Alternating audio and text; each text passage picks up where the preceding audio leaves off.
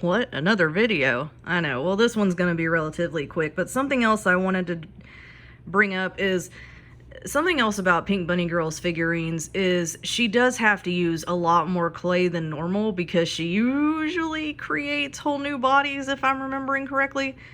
Now, again, absolutely nothing wrong with that. But again, in a situation like that, skeletons are key.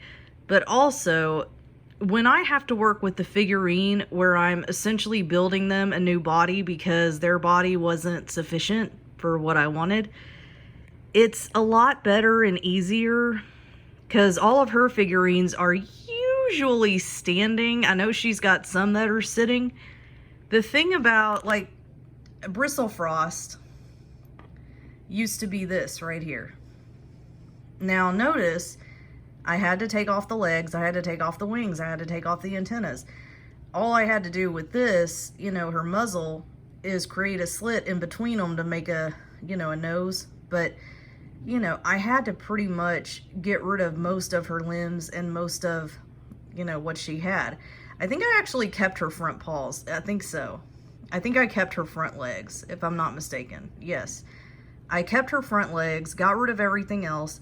Now, I could have made her a standing figurine, but I didn't want to do that because that's a lot more hard work. And, you know, again, with Pink Bunny Girl, she has to put out videos on a regular basis very quickly. So, again, just a little bit of advice. And again, I'm not saying Pink Bunny Girl stuff is bad. I don't want you guys to think I'm criticizing her in a bad way. No. I'm just an old timer who's been around for a lot longer and who's messed around with this stuff for a long while. And I'm just telling you, if you're going to do a model where you essentially have to create a whole new body for them, make it easier on yourself. You know, make them be in a sitting pose. It's also less likely they'll break when they're in this kind of a pose. It makes it easier on you. They're less likely to break.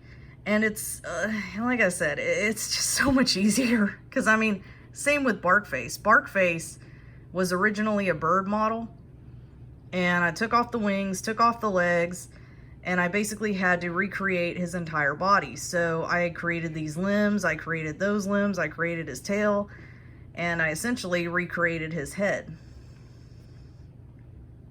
Now again, if I drop him, he's less likely to break, just because he's lying down. If he were standing up, his limbs would probably be a little more fragile. Unless I use a skeleton like I said in the other previous video. But as you can see with this little girl, she's missing her entire body. I'm going to have to make her a body. And more likely than not, the type of body I'm going to make for her is going to be a sitting down position or a lying down position, because it's easier, it takes less time, and they're less likely to break. So there's that. And to those who say, how do you get them to sit or stand? I can never get mine to sit or stand. Nail filer. Nail filer. The best way to make them even and make them stand is to take a nail filer, one that's a lot bigger than this. They sell big ones at Hobby Lobby, and I have one around here somewhere. Here we go. This. It's huge. And what you do is you can sit them on here and just move them back and forth. Eventually, they're going to become even enough to where they will sit and stand in place. So, once again, I have to put this down because Kappa. Anyway, guys, thanks so much. See ya.